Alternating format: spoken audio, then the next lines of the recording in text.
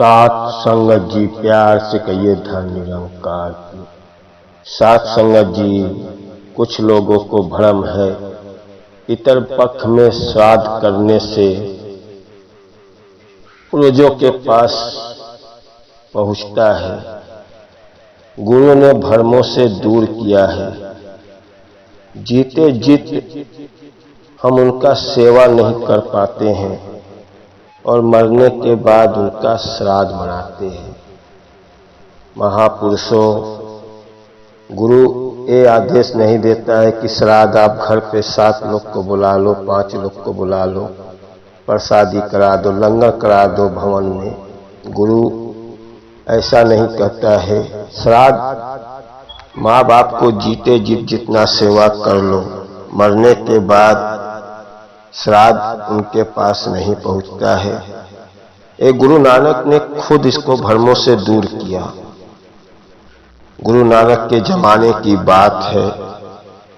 गुरु नानक पहुंचे नदी के किनारे, गंगा जी पहुंचे।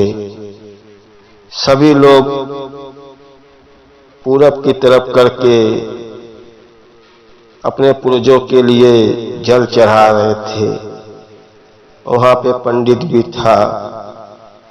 गुरु नानक देखे और देखने के बाद वो पश्चिम की तरफ लगे जल चढ़ाने। सब लोग देख के बड़ा हैरान हुए कि गुरुजी पश्चिम की तरफ जल चढ़ा रहे हैं, हम लोग पूरब की तरफ चढ़ा रहे हैं। उन लोग बोले, क्या कर रहे हो गुरुजी? हम लोग पूरब की तरफ जल चढ़ा रहे, पश्चिम क्यों चढ़ा रहे हो?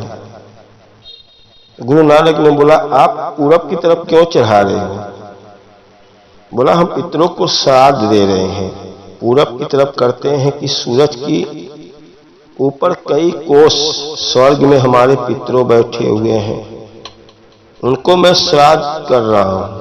उनको मैं पानी चढ़ाऊंगा, खाना चढ़ाऊंगा तो उनके पास पहुंचता है। बोले, उनके पास पहुंच रहा है? बोले, हाँ, उनके पास पहुंच रहा है। इसीलिए हम लोग जल चढ़ा रहे हैं कि हमारे जो पुरखे जो मर गए हैं उनके पास ये पानी और भोजन पहुंच जाए। गुरु नानक फिर अपना पश्चिम की तरफ करके जल चढ़ाने लगे। सभी लोग बोले, आप क्या कर रहे हो?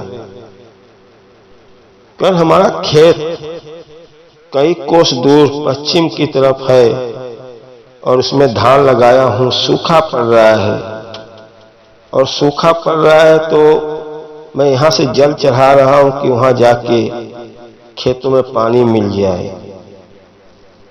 सभी लोग हंसने लगे, क्या गुरुजी मजाक कर रहे हो? यहां से पानी चढ़ाने से क्या खेत में पानी पहुंच जाएगा? कहना, अभी आप ही लोग तो कर रहे हो। अरे कई कोस स्वर्ग में बैठा हुआ मरा हुआ इंसान जो क्या जन्म पाया, और आप यहां से श्राद्ध पानी चढ़ा रहे हो, पानी उनके पास पहुंच जा रहा है, उनके पास खाना पहुंच जा रहा है। आप भ्रमों में पड़े हुए हो। जीते जीत तो उनको नहीं खिलाया, मरने के बाद क्या उनके पास पहुंचता है? गुरु नानक ने भ्रमों से दूर किया। गुरु जब जब आता है हमको सिखलाता है, लेकिन हम भ्रम में पड़े रहते हैं। साथ संगत जी, आओ, जीते जीत माँ बाप का सेवा कर लो, उनको जो भी खिलाना हो खिला लो, और मरने के बाद वो कौन सा योनि में चले गए हमको गुरु ही बताता है। गुरु ही भ्रमों से दूर करता है। इसीलिए आओ सत्संग जी, जब ब्रह्म ज्ञान ले लिए हो, गुरु का दामन पकड़ लिए हो, तो भ्रमों से दूर हो जाओ। गुरु ये नहीं कहता है कि आप श्राद्ध करो। जो जाने वाला हो चला गया, वो कौन सा जन्म पाया, आप कितने दूर से आप श्राद्ध करते हो। श्राद्ध उनका प्रवान नहीं होता है, लेकिन हम भ्रमों से पड़े रहते हैं। इसीलिए गुरु हमको भ्रमों से निकाल दिया, मुक्त कर दिया।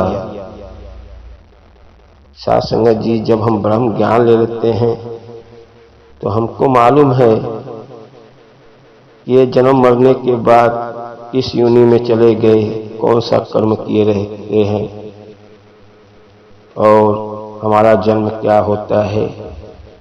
ये तो जैसा कर्म करते हैं वैसा होता है।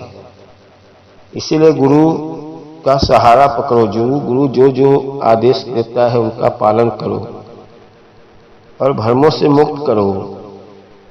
सब दिन बराबर है। कोई दिन ये नहीं कहते कि ये करो वो करो ये करो। सब गुरु के ऊपर छोड़ के अपना मन को शांत रखो और गुरु के ऊपर विश्वास रखो और सेवा सिमरन सत्संग करते रहो। गुरु सब दुख दूर करेगा और गुरु ही हमारे जीवन का कल्याण करेगा। गुरु 3 लोक का मालिक है। गुरु को हर चीज का ज्ञान है। इसीलिए गुरु बार बार बोलता है मेरे शरण में आ जाओ।